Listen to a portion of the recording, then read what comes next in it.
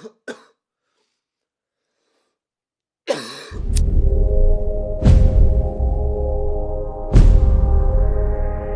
video is sponsored by HarderStripesClothing.com.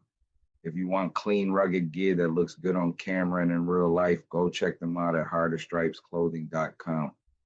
What's good, family? Welcome back to Chronic. This is part 2 of our 3-part breakdown of Monarch Legacy of Monsters Season 1.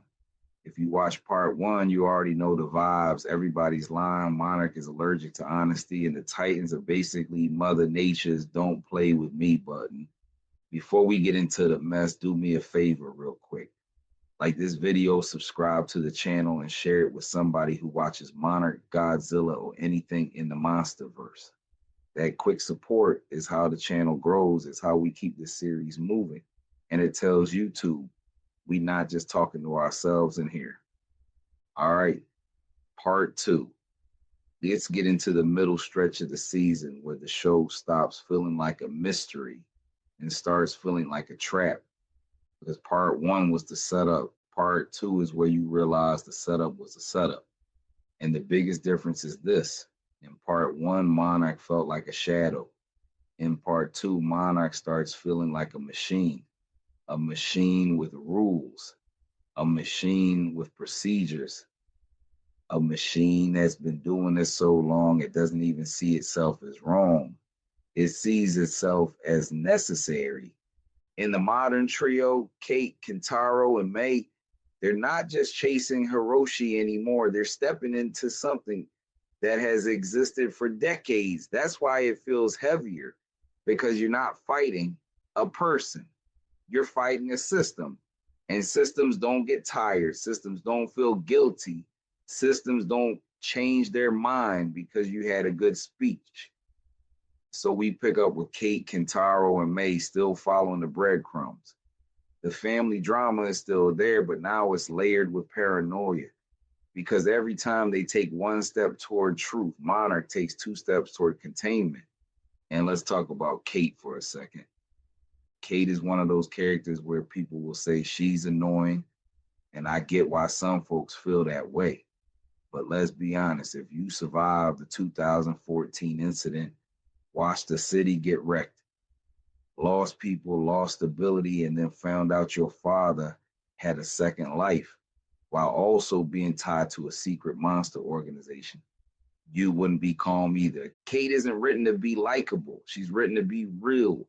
And real survivors are messy. Real trauma doesn't show up politely and say, "Excuse me."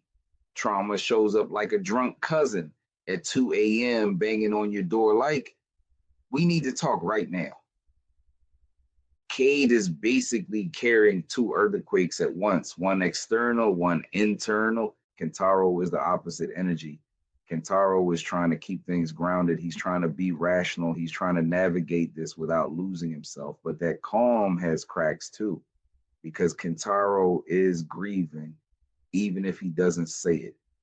He's grieving the father he thought he had. He's grieving the illusion of a normal life. He's realizing his family name comes with baggage that can get you followed, threatened, and used. And May is the wild card that keeps the audience squinting. May is helpful, but the show makes it clear she is not fully honest. And the way she moves is interesting because she's not evil. She's not cackling in the corner like a cartoon villain. She's just guarded. She's the type of person who learned the hard way that honesty can get you hurt. So when she avoids details, it doesn't feel like plot convenience. It feels like a survival habit. Now, while all this is happening, Tim and Monarch are still in the picture. Tim is still the face of modern Monarch in a lot of scenes. He's polite, he's professional, but there's always an invisible line in every conversation. Like he's saying, like, you can talk up to here, but don't step over that line, because if you do, the tone changes. And this is the middle stretch where the show really wants you to question what Tim actually is. Is Tim a villain? Is Tim a pawn? Is Tim a decent guy stuck in a messed up job? Or is Tim the type of person who sleeps just fine because He believes secrecy is the price of safety. Because here's the thing, people like Tim don't wake up thinking they're evil. They wake up thinking they're doing what needs to be done. That's why they're dangerous. The most dangerous people are the ones who think they're righteous while they're restricting your life. And in part two, Monarch starts doing what Monarch does best, tightening the circle while still acting friendly. They don't come in screaming, they come in offering help.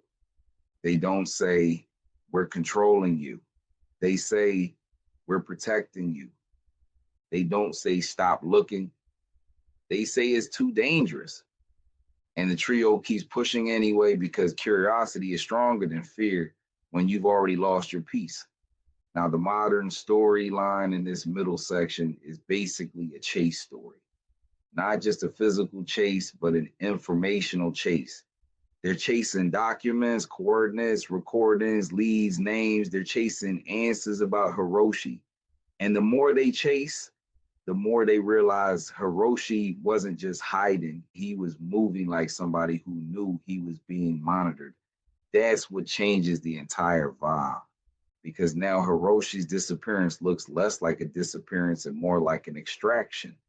Like he removed himself from the board before somebody else could remove him permanently.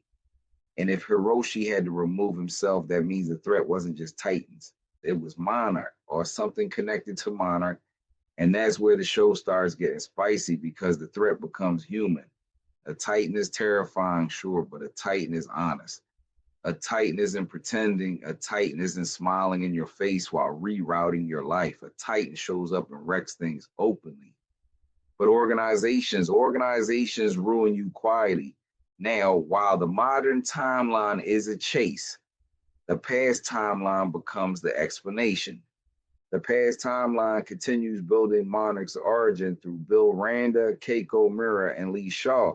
And what's fun is the past timeline feels more adventurous, even when it's dangerous. It feels like discovery. It feels like the beginning of a myth, but it also feels like a warning because you start seeing how quickly discovery turns into secrecy when the government gets involved. Randa is still the kind of guy who wants answers at any cost. He's obsessed. He's hungry for truth. He's willing to risk himself. And sometimes he's so locked in that you want to shake him and be like, bro, take a nap, eat something, stop poking the monster mystery like it's a science fair project. Keiko is still the anchor. She's still the one who thinks clearly, who sees patterns, who understands the implications.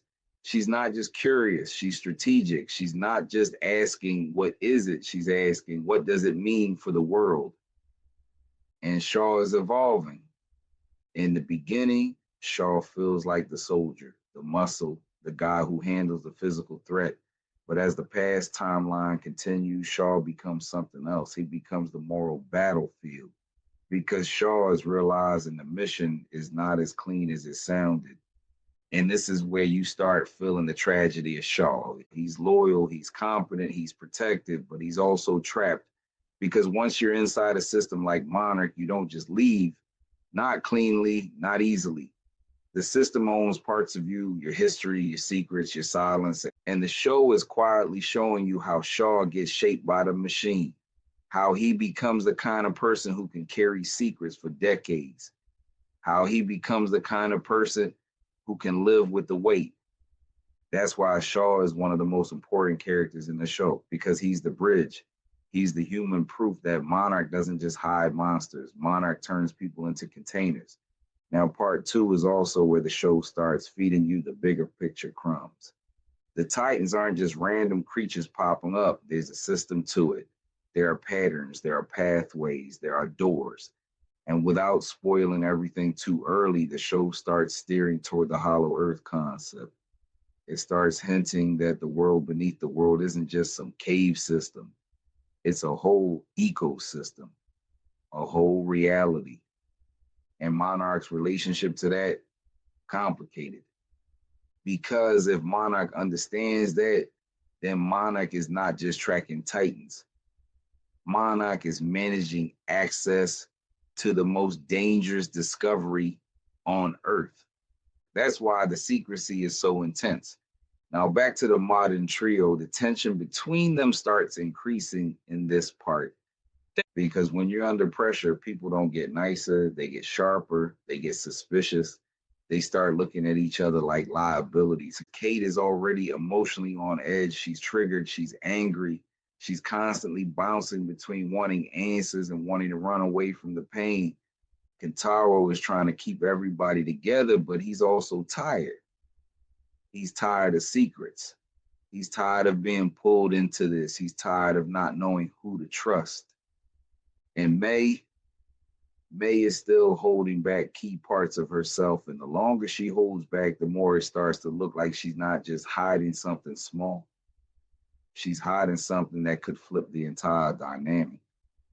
This is where the show gets really good at building mistrust without breaking the story. Because the trio needs each other to survive, but they don't fully trust each other. And Monarch is hovering, ready to take advantage of any crack. That's how systems win. They don't always overpower you. They wait for you to fracture, then they slide in. Now, the show also starts giving you more Monarch operations energy in this stretch. You see how Monarch moves. You see how Monarch contains situations. And you see how Monarch uses authority, access, and intimidation. They don't always need guns. They have resources. They have leverage. They can cut off your options. They can put you in rooms and call it safety. They can isolate you and call it protocol. And that's when you realize Monarch is basically the villain of the human story. Not because they're purely evil, but because they believe the public can't handle the truth. And once you believe that, you can justify anything. You can justify surveillance. You can justify kidnapping. You can justify destroying evidence. You can justify sacrificing people for the greater good. That is the most dangerous mindset any institution can have. And the show makes that point without preaching. It just shows you the behavior and lets you connect the dots. Now, part 2 is also where the legacy theme gets louder because Kate and Kentaro are not just chasing their father, they're chasing a family legacy they never asked for. The Rhonda name carries weight in Monarch's history. The past timeline is literally building that history, and the modern timeline is suffering from it. It's like inherited debt, but emotional and dangerous. And that's why the two timelines matter, because the show is saying the past isn't gone, the past is active. Decisions made decades ago are still shaping lives now. Now let's get into the part that really makes part 2 feel like a turning point. The sense that the world is bending. The show starts hinting that when you mess with Titan pathways in deeper spaces, the rules change. Things don't behave normally. Distance, time, and space start feeling flexible.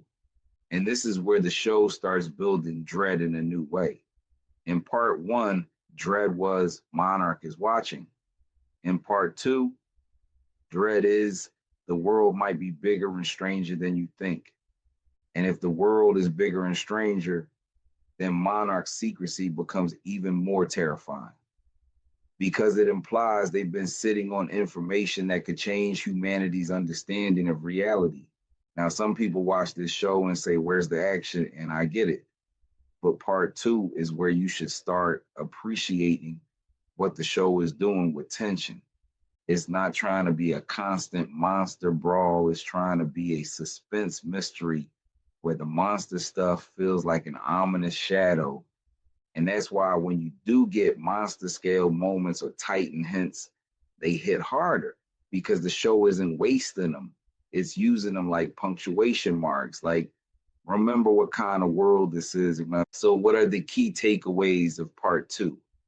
1, Monarch is not a background entity anymore. Monarch is actively shaping events. Monarch is actively steering people. Monarch is actively controlling the field. 2, Kate, Kentaro, and May are drifting from investigators to targets.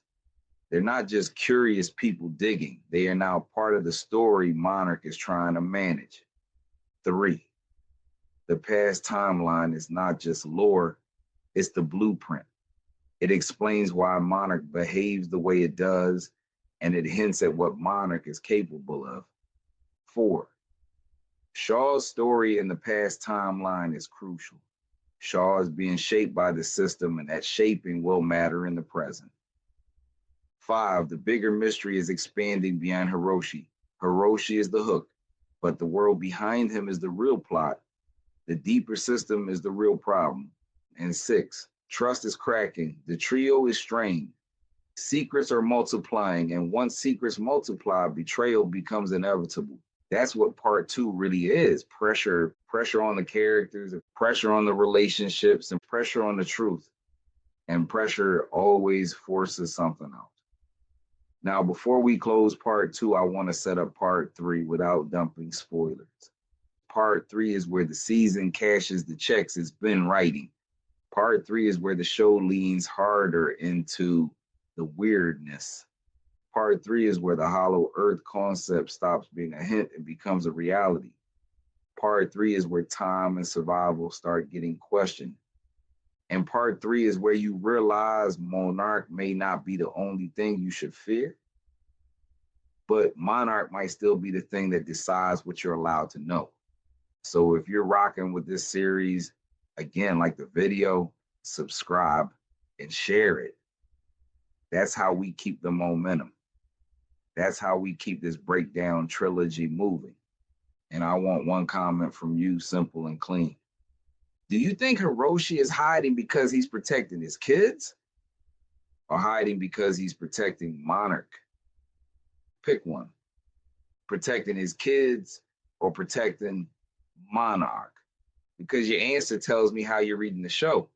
And I want to see where the audience mindset is before we hit part 3. This video is sponsored by HarderStripesClothing.com. Go check them out at HarderStripesClothing.com. And once again, make sure you like, subscribe, and share to help the channel grow. All right, part 3 next.